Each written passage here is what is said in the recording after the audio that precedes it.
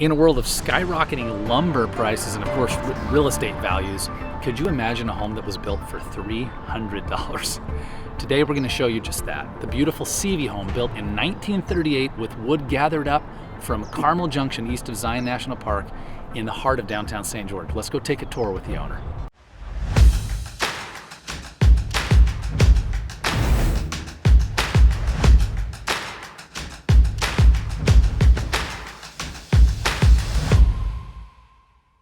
All right, guys, here we are with the current owner of this incredible, the Sevy Home, Simran.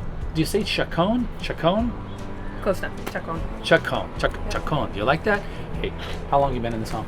Almost 21 years. Okay, so she did not build the home in 1938, is what she's saying. No, otherwise I would really look good.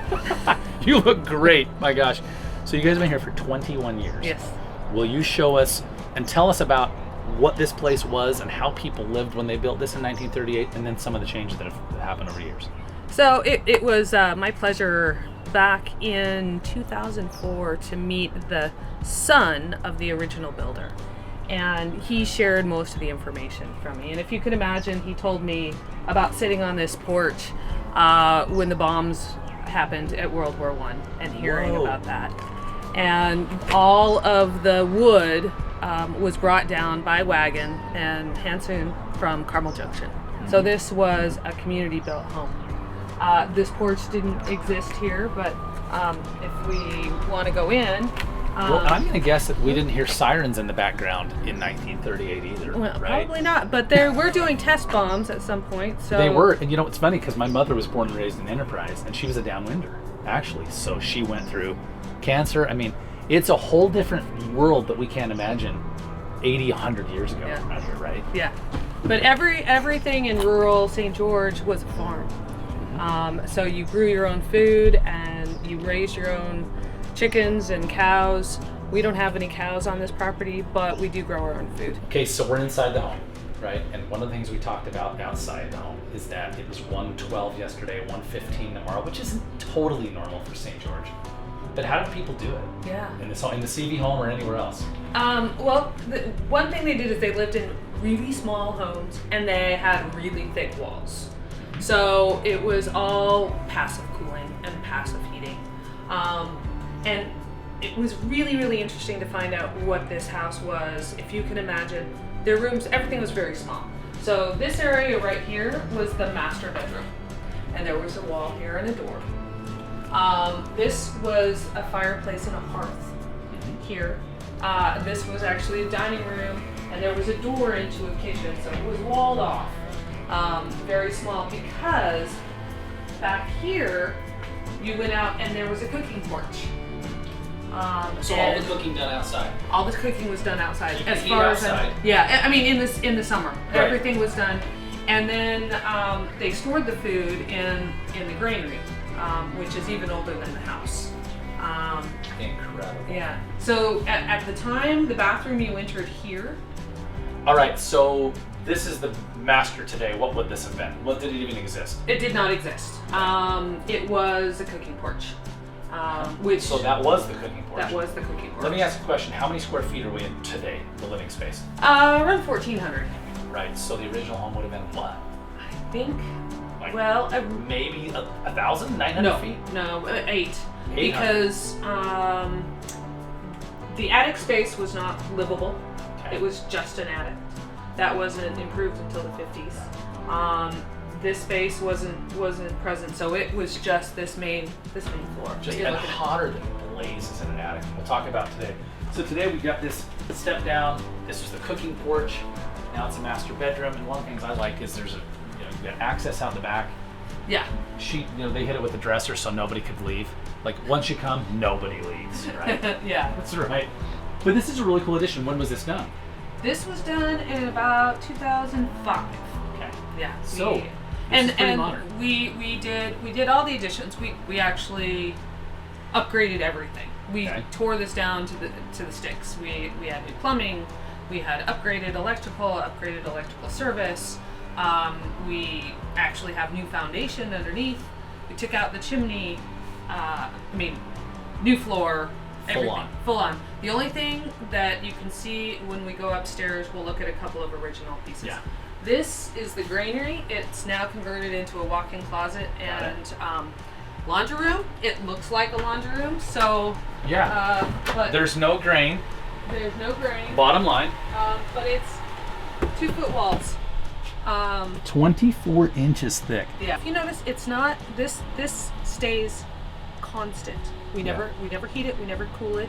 It stays Just always the same. It stays between about 65 and 80 degrees, depending on summer or winter. It stays constant. Thicker walls, And, guys. and it's just thicker all concrete, walls. Yeah. So the bathroom was redone in 2002. Okay. When we excavated it, because we tore it down to everything, we found remnants of the original clawfoot tub, and so we actually found the manufacturer and replaced it. Oh my gosh, how cool is that? All right, so I'm standing at these little stairs, and what I love, this is compact living. So look at the little office that has been created, so to speak. Office, right? entertainment center.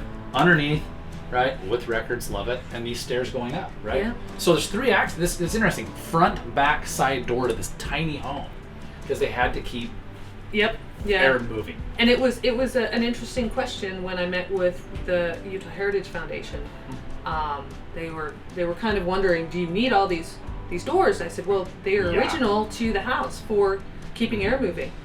So we kept them. What about this window? I'm looking back in the living room. So we replaced all the windows with Marvin windows, but we kept this one.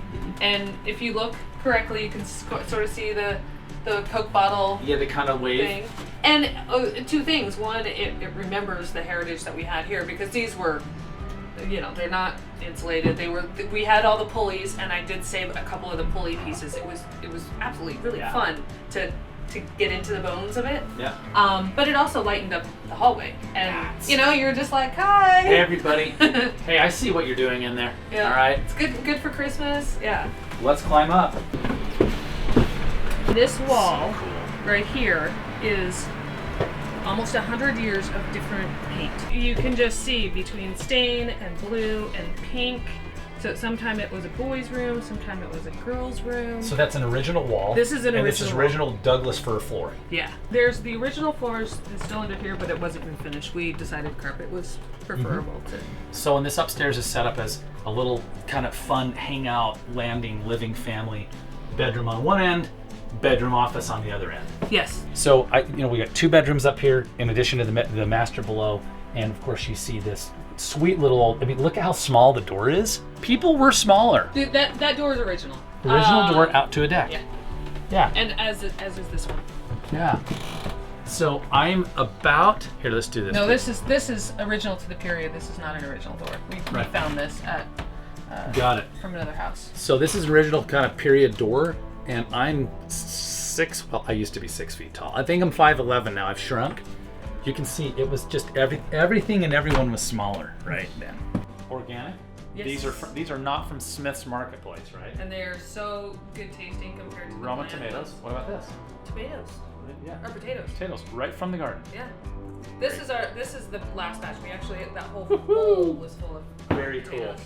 We've got golden and red ones growing. Yeah. My gosh. This one we've got Roma tomatoes, eggplant, Peppers. We've got shishito peppers. We've got habaneros, which are starting to grow right here. Look at that pretty one right there. Oh my heavens! Can you imagine? Yeah. So. Yeah. See the habaneros. Holy cow! right Okay, there. parsley. Parsley. These are shishito pepper. Oh no, these are tomatillos that are going to come up. That's basil. We've got another artichoke over here, and then this is more like small tomatoes. I don't know if I've got any that are ripe. So the little cherry tomatoes and then cucumbers. So if you're really hungry, right? Just come on over. Listen, we just let the whole town know that they can come feed in your garden. The front box is That's gorgeous. right. He says the weeds in the back. We're kidding, okay? Yeah, the front box is carrots and potatoes and beets, and we've got strawberries. Guys, and dozens. lima bean or Dozens. green beans. Holy Yeah. cow! All right, let's go check out the backyard. These are blackberries right here. We just picked them all. So they come back. They've been here for 15 years. These are plum trees. I'm kind of in shock. But then we've got watermelon and zucchini. And pickles. Will you get a couple of good melons out of that? Probably two or three. Yeah. So this has been a pretty good time. Yeah, All right, yeah, I'm ready to go into the contemplation garden and contemplate my life. Trust me, it needs to be contemplated. But we were just talking that being downtown, you get shade, Yes. right? Yeah. And that's the same thing in my home. People come to my place, and they're like, "This is incredible." They don't even think about the fact that I have an older, small home. Yeah. They only care about the fact that there's all this shade. It's shade. And we strategically planted trees to block out the west sun in the summer, to give light into the house in the winter from the Super south. So, fun. yeah. So one of the really unique features of a lot of the historic downtown properties is they have the capability of being a short-term rental, correct? Yeah. And there's some requirements being on the St. George and then the Utah Historic Registry, which requires having the history.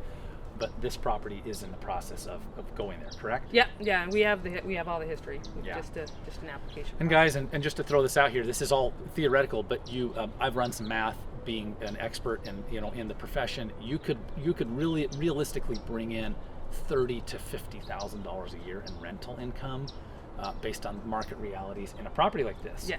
So if somebody's looking for that, we can talk through it, but you want to contact us for details. Cimarron, thank you for the tour. You're welcome. I appreciate it. Yeah. You can now Stay cool. now you go stay cool, and I'm going to try and stay cool. Bye, guys.